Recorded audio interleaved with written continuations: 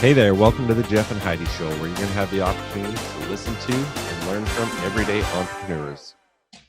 Hey, welcome to the Jeff and Heidi Show. I'm Jeff Heggie with my co-host Heidi Anderson. Today we have Spencer Holt with us, and I'm excited to be talking with Spencer today. And I just want to start out by reading some of his bio. So currently Spencer is the head of Commercial Learning Innovation Center at AstraZeneca. Previous positions include Global Director of Leader and Enterprise Development, Global Director, Commercial Academy, different sales leadership roles, and as a sales rep. Prior to joining AstraZeneca, he has held leadership positions in banking, oil and gas. He's opened up restaurants and has had a passion for understanding organizational change, culture, human behavior, and what makes effective leaders. He earned his undergraduate degree in finance at the University of Lethbridge in Canada, went on to earn his master's in educational leadership and PhD in leadership development at the University of Nevada, Las Vegas. He's married, has 4 children, loves to spend time with his family, cycling, reading, and hosts a leadership podcast series himself. Small things make a big difference. So Spencer, great to have you on. Give you a little time. We were just talking about it. Heidi asked me how I found Spencer, and I told her that he used to beat my butt up and down the court playing basketball in high school. So we are friends from back in high school, and it's been a long time. We've followed each other for years on social media, keeping up that way, and that's about it. So it's great to have you on here and talk. But tell us a little bit more about yourself. Yeah, no. Well, first of all, thanks for having me on the show. And you know, it's so funny how social media or Instagram allows people to stay connected, even though, I mean, Jeff, I don't think we've talked in probably 10 or 15 years, but I feel like I've seen your life events. So I think that's the beautiful thing about social media today. But no, I mean, I think you described it. I grew up in Canada, and like you, we played basketball and sports, and it's really interesting. I'll maybe just shape one of the things. When I first graduated from university, I was a banker, and some people came, and some clients of mine said, "Hey, we'd love for you to run a business." And at 27-year-old, I thought, that's amazing. I think I could run a business. And so, naively, I moved up to Northern Alberta in Wainwright, which most people won't know where that is. And there's a good reason for that. It's really, it's a great place, but it's super cold, and it's kind of up there. And I remember it was me and 4 or 5 other guys that were much older than I am. And after the second day, I realized it didn't matter that I had read Stephen Covey's book of 7 Highly Effective Habits of People. I did not know what I was doing. And I recognized that there was more to being a great leader than reading books, but that you had to make mistakes, and you had to try things, and you had to just recognize that it wasn't going to go the way that you planned. And so it was from there that really kind of shaped kind of the next decisions that I made, from after we fumbled through there and sold that company to, I wanted to do my master's. And so we did that and try to understand what makes effective leaders, and why do people do the things that they do. And so we did that and did my master's, and I thought, I'll just go do my PhD. And my wife said, you should probably get a job, like as we were having our second baby. So the deal was and that's when I started with AstraZeneca, and AstraZeneca has been great because I was able to kind of work, but also do my PhD. And we did, I was a sales rep a little bit. I became a manager, and it was funny. And then another group of friends came and said, hey, we should open up some restaurants. And so after about 7 years at AstraZeneca, I left and opened up the first 2 Five Guys in Canada. And again, had these amazing life lessons of what it means if you're going to get involved with venture capital people. And so from there, I finished my PhD, and then was that Lethbridge and Medicine Hat? Lethbridge. Well, the first one was actually Medicine Hat, this out of all places, and then the second one was in Vancouver. Okay. And then eventually started to spread out, but that was after I had left. But incredible lessons again, right, around not only leading a group of people, but dealing with factors and groups and investors that you don't know, or that maybe you don't have the same value system as. And so that was awesome. And we did that. And then I had a chance to move to England and do some of the things that you just talked about. And so, I've got an amazing wife who doesn't mind moving, obviously, but my all of my choices and opportunities to work in different roles have been in an opportunity to say, how do I build leaders? How do I affect organizational change? And it's been amazing. And I feel like I'm still growing and learning lots. It's interesting that you and Jeff both kind of started out in banking, and while working in banking, got offered or encouraged to have your own business. I think it's interesting that similarity there. But it's also interesting to me that you guys were competitors in high school and you stayed friends. Right? I mean, that's really cool. I mean, I don't know any of the people I played against in high school.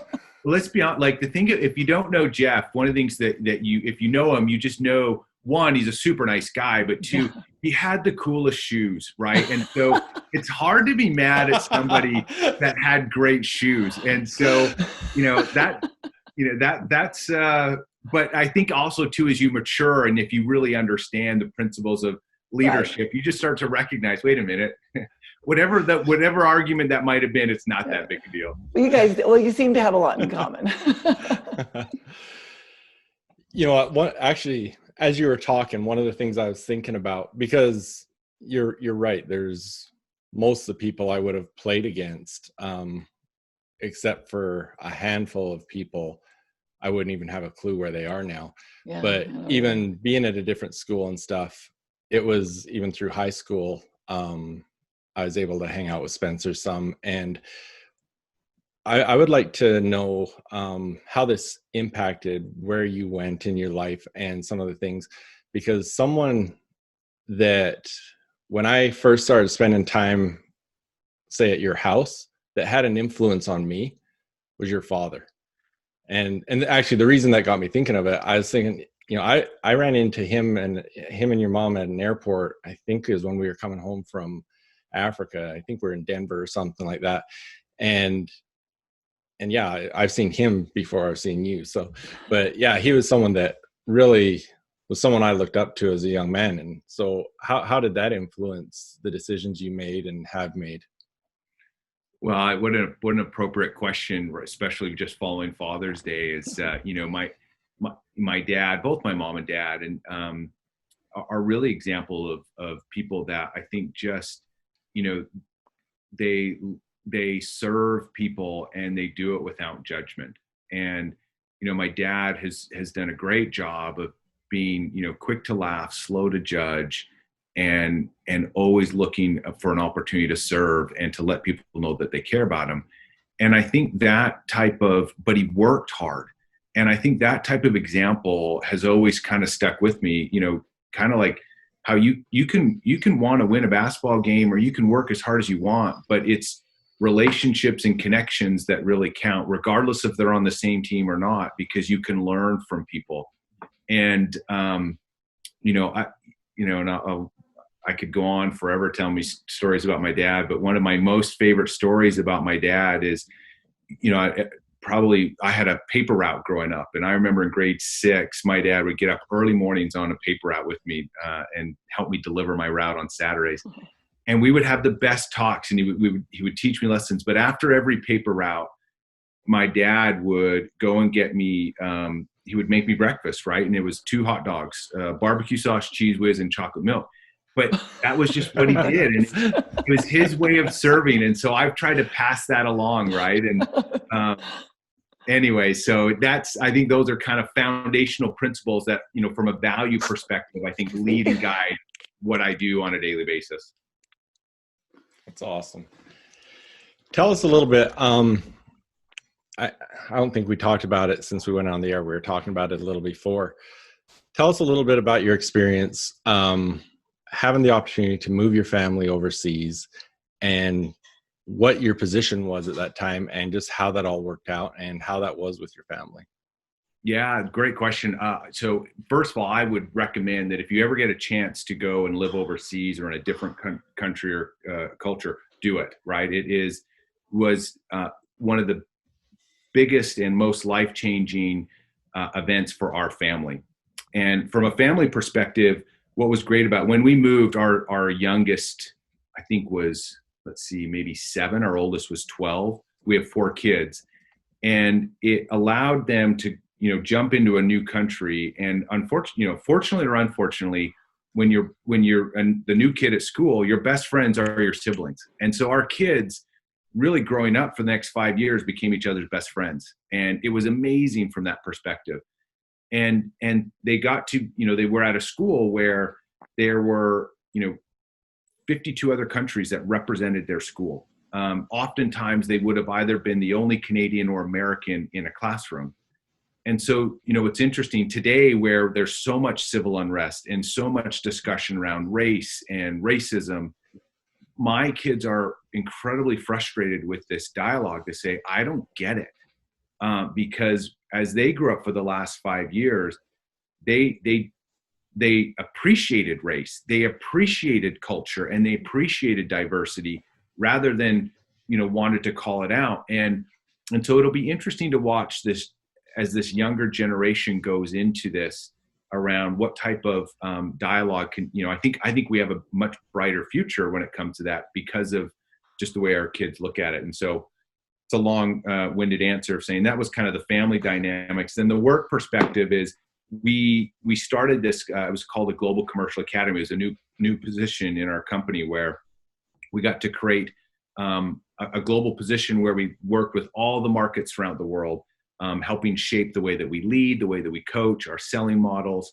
And it was one of the greatest professional moments for me because it was the first time I got to spend time in China and go to the Middle East. And you got to recognize there are cultural differences, and it was amazing to meet them. But also I found there were far more similarities than there were differences. And as humans, we all crave laughter. We all want to be part of something, and we all want to smile. And when you can build on that, you really start to love the ability to go into different places and interact with different types of individuals and make an impact that way. So in a way, so you created this department, the learning department, or it was something that you were able to be instrumental in helping to create? Yeah, no, it was instrumental in helping to create. It was funny when someone that was starting it, we interviewed kind of like this over over FaceTime, and we never actually met each other live before I started and I moved over there. But it was just it was an opportunity to create this academy, which had never that just hadn't existed before. And so that in itself was really kind of in my wheelhouse. I'd love to try new things and explore and push boundaries. And so it worked out really, really well. And that's why we stayed over there for 5 years. So in a way, it was like you're an entrepreneur within a larger organization. Absolutely. In fact, one of I think probably many organizations try to embrace what it means to be an entrepreneur.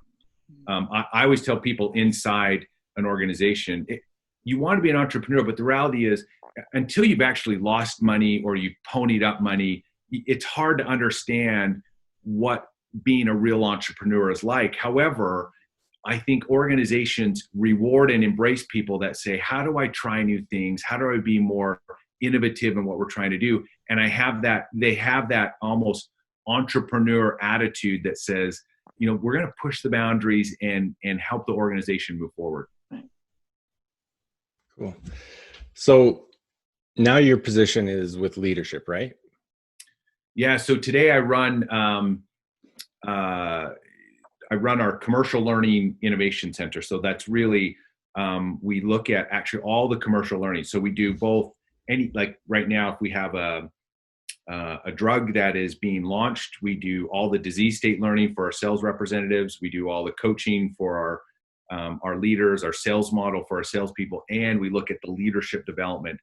Because in my last role, I worked in human resources globally. I also then will do a lot of cross-boundary work with our global HR team on, what does it mean to be a really effective leader, and how to, sometimes there's some nuances of maybe what a scientist might do versus one of our sales leaders, but there are some foundational principles that we help build and then execute throughout the organization.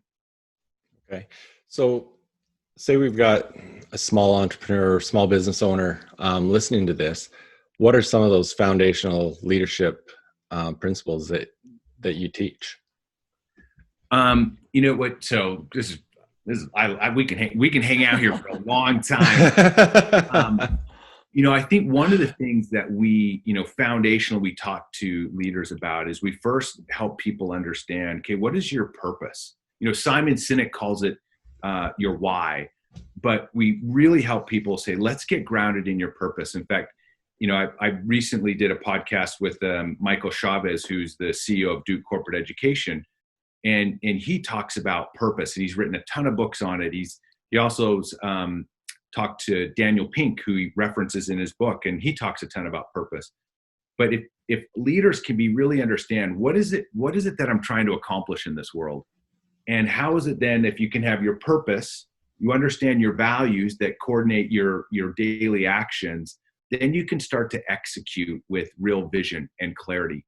And so if I were to, if you need to start anywhere, start with that. So you're really clear on where you're going, what you're going to do. But when it gets tough and you've got to make really hard decisions, you can anchor back into your core values and the purpose of what you're trying to achieve, not just in your life, but with your business or your family or your community. Do you have any tools or exercises you work with them on so that someone, you go talk to someone, say, what's your why? What's your purpose? And they're like, I don't know. Yeah.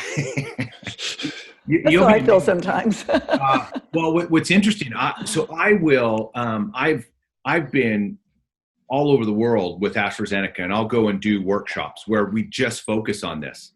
And sometimes I'll do a 60-minute one. Sometimes you can do a half-day one, depending on what the time is. But there are some key questions that we ask people to go through, right?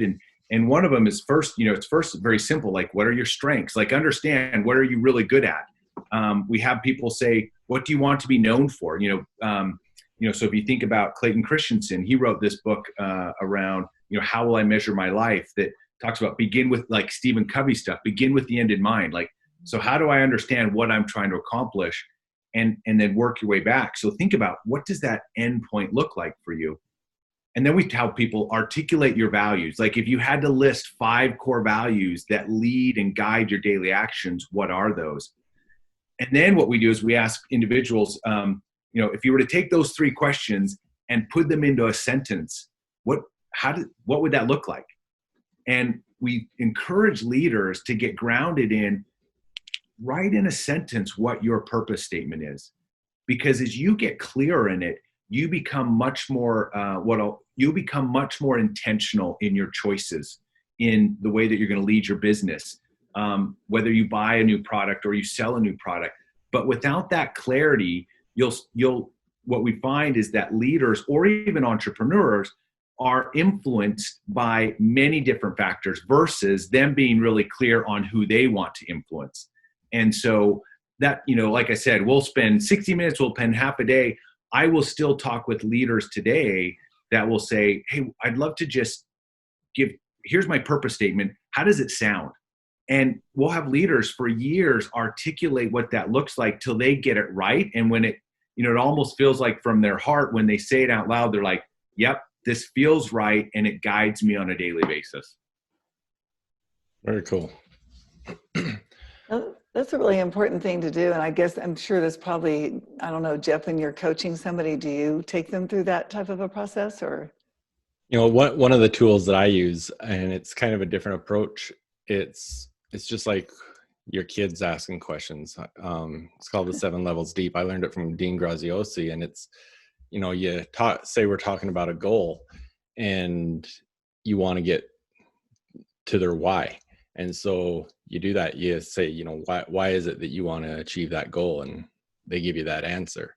And okay, so you want to achieve that goal because of this, but why? And I do it 7 times. And a lot of times, I've had a number of times that it turns into an emotional thing, because they're thinking, I want to be successful for this status reason or whatever. But when they get down to it, it's usually coming back to it. A lot of times it comes back to something to do with either their family that they're raising now, or their family that they grew up in and situations they had. But there's usually a real emotional attachment to it when they really figure out what their why is. It's so interesting. We it's why I love to have people articulate their core values. And I always say, if you had to list 5, what would they be? Because to your point, as you ask that why, if you can't articulate an action that you're doing, a choice that comes back into the core of who you are, you start to become misaligned. And I think as you can articulate that, it helps people be more intentional. One of the things I'll always ask people to do, like if you're listening today, you could say, okay, if I had to list down my 5 core values, what would they be? I would say, well, text 5 friends and say, hey, I've got to find out what my core values are. What do you think they are? Like if you had to, from our dealings, and all of a sudden you get to hear what other people's responses are and compare them to your own list and say, am I aligned? And it's really interesting to compare those results to, with different groups of people, whether it's family, friends, or work. But you do that every once in a while, and it kind of helps you understand, am I acting in accordance to who I'm really trying to become? I really like that. Yeah, that'd be a great process. Going back to that, finding your why and stuff, I think that also, when things are getting tough, because, having your goals and everything is great, but there's going to be days that things just aren't going right and you don't even want to get out of bed. But when you truly understand what that why is, that's a lot more motivation than because I want to be successful or something like that. When you know what your why is, what your meaning behind it is, there's a lot more motivation to keep pushing through those tough times. Yeah, without it. I mean, it's that intrinsic motivation versus extrinsic, right? Yeah. And you can tap into that why. It helps you with the grind because inevitably, right? I always tell people, in our team, we love to say, oh, we're going to change the world one learner at a time, right? And I let people know, though, changing the world is a grind. It's hard. And, whether you're an entrepreneur or a little small team trying to, do big impact with multiple people, it's going to get messy. And if you're not really clear on what you're trying to do, you stop or you give up or you get frustrated. And we always try to let people know, understand the grind is coming. And when it comes, that's, what you just talked about is that intrinsic motivation, going back to the root of why you're doing this. You've got to be clear on it because it's going to happen multiple times over and over again. Absolutely. I was looking at your LinkedIn thing, and I noticed and you mentioned it earlier that you actually got your master's and your doctorate at the University of Nevada, Las Vegas. And I used to live in Las Vegas, and my husband and I started our business there. And I'm just kind of curious how you picked that university. I know this has nothing to do with anything we're talking about, but it's a question that's in my mind. No, it's so such a funny story because, speaking of just influences and friends and so when I played basketball at university, one of my best friends in high school was Danny Balderston. And then we played against each other in high school and then played with each other in university. And Danny went on and did his PhD at UNLV. And so when we went and did this oil and gas adventure, and we sold it, we were like, hey, let's go do a master's. And we started to look at different schools. And one of the schools, only because Danny was there, we decided to go look at. And after we kind of toured the campus and I met with some of the professors, they offered us a grad assistantship. We originally weren't going to go, but after we kind of spent some time there and again, a connection and a friend that we knew, we decided to go there. And we ended up living in Las Vegas for 7 years because of that. And when you say we, that's you and your wife and your family? So it was my wife and I at that point. We had our little boy, and then our other 3 children were born in Las Vegas while we were working and going to school. Interesting. We were probably there at the same time. So small world. Yeah. So when you're with your company, a lot of your education, the development and stuff you're doing, it's probably product specific and specific to what your company's doing. What are your feelings and thoughts on personal development and self-education and those sort of things? Yeah, in fact, so it's a great question. We do a lot around individual development, and in fact, we use the concept of like today the world has become more complex than it ever has, right? you sometimes will hear the concept that we live in a VUCA world, which is, volatility, ambiguity, complexity. And what is the antidote to disruption and, all this change is it's really individual development. It's about recreating yourself. And what we try to help people understand is that some of the skills or things that have made you really good today aren't necessarily the same skills and behaviors or habits that are going to make you successful in the future. And so you've got to reinvent. You've got to individually decide, where should I be trying new things and how do I grow in that area so that I can, be successful and change. And that could look very differently from, the way that we're innovating. I mentioned Clayton Christensen, but he wrote this book, The Innovator's DNA. And it talks about these 5 different skills that you can do. And they're very simple, but it's about how are we trying new things to the way that we collaborate. Organization right now, we're challenging ourselves, less hierarchy, right? Like, let's not let process get in the way of change. Let's flatten the organization and really try to be more collaborative and work in less silos. And that only happens if we have individuals that are trying to do things different. And that to your point, that's not product or disease state specific. That is, how do we help people be, really think about what is it going to take for you to change to be successful in a new environment or in a changing world. And like with everything that's going on right now, and everybody's kind of having to do that. So many organizations have gone from being in this big, huge office building to everybody working from home. Has the AstraZeneca, have you been dealing with that as well, as far as people moving from being in a centralized office to working at home?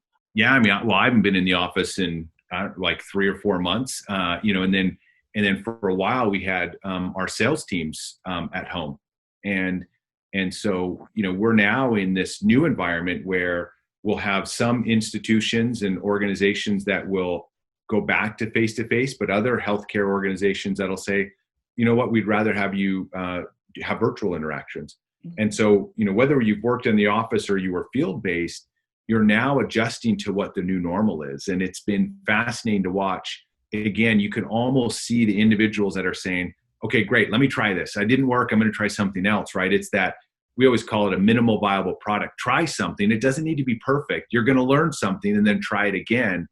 And I think that's the essence of this new world, and not being able to go into an office, but trying things to see what works and what doesn't. And from a leadership perspective, having everybody spread out and not, having, meetings and what have you, does it produce any challenges there? Or do you find that everything's kind of the same, they're just not in the same room? Well, no, so I think it has some challenges for sure. I mean, so a great example is, a couple of years ago, we did a senior level leader experience, and we invited all these leaders from the world to come be part of it. But one of the skill areas that we talked about was, how do we build the digital dexterity of leaders? And you can see it playing out right now, like leaders that understand how to use Zoom and how to use a breakout room, or, how do I function in teams and how do I share a screen, are thriving. Where we have some leaders, unfortunately, right, that we see, whether it's inside my organization or outside, where we're waiting for things to get back to normal. And what you've got to recognize, that's not going to happen. And so we really stress today, one of the skills we think is incredibly important is your digital knowledge, your digital dexterity of just being comfortable and embracing new technology. Don't be that person that says, oh, I'm going to let my 16-year-old do it. I'm like, no, you need to do it. And don't be that person that makes excuses for it, because the world is changing, and that digital DNA will be a part of it for I don't see it ever going away.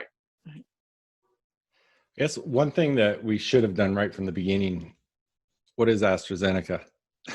So AstraZeneca is a pharmaceutical company. We kind of have mostly, we're all over the world. It's an incredible organization. We're actually one of the organizations that has done a ton around COVID-19, right? And whether it's producing masks, we've We've committed to whoever comes up with the vaccine, we're committed to helping produce it. We've actually, and we're in the process right now of trying to help come up with that. But we're, it's been a great organization. I can't believe I've been with the organization 17 years, which seems like, for one thing, really long. But then in another instance, it seems like I've barely been a part of it because of the kind of the different roles that I've been able to play. So it's been an amazing organization to work for that really at the heart tries to do what's right for patients and really tries to use science to say, how do we help bring life-saving medicines to patients, and do it in a way that helps make our communities better. And so that's a little bit about who we are and what we do. Awesome. And the reason I wanted to ask that is you already answered. I was going to say, well, how is it impacted with COVID-19? But obviously, you guys are working on that. And so I just wanted to give some background to why I was going to ask that, but that's awesome. This has been great. And, I want to give you a minute to kind of let people know more about your podcast, where they can connect with you, because, I think anyone that is in a leadership role and spends time in leadership, if you want to, whether it's LinkedIn or wherever Spencer suggests, he's a good guy to follow. He's got a lot of skills and knowledge that can really share with people that are in those roles. And so let everyone know, where can they find you? Tell us about your podcast. Well, I appreciate that. Yeah, so I started this podcast it was during COVID-19, right? I thought, oh my goodness, I've always wanted to start one. This is a great time to do it. And so the podcast is called Small Things Make a Big Difference. And it's on, kind of your regular, 7 different platforms. Spotify or Apple are going to be your biggest ones. But if you follow me on LinkedIn, you'll always see a link of when it comes out. And the premise behind it is I will interview leaders both inside AstraZeneca and outside. And really we will tackle different leadership principles around what's made them successful. And I'll give you a quick example of, 2 recent ones. One was by Liz Wiseman, who wrote the book Multipliers. And it, in fact, is one of my favorite leadership books. So if you're looking for a good book to read Multipliers. But she shares on that, just some really great insight. Another one is from an individual's name's Rick Suarez in our company, and he talks about the power of diversity. And somebody who has done a lot. He has a great analogy around the spice rack and how we need to make sure that we're utilizing all the spices out there, not just stick to the same 3 or 4 that we've always used. And then at the end of each podcast, I love to ask these leaders, what is one small leadership habit that makes a big difference in the lives that they serve and their families and their communities? And so I love it because I probably get the most out of it because I get to interview these individuals. But they're anywhere between 15, 25 minutes of hopefully really impactful leadership insights that we can all get better from listening to.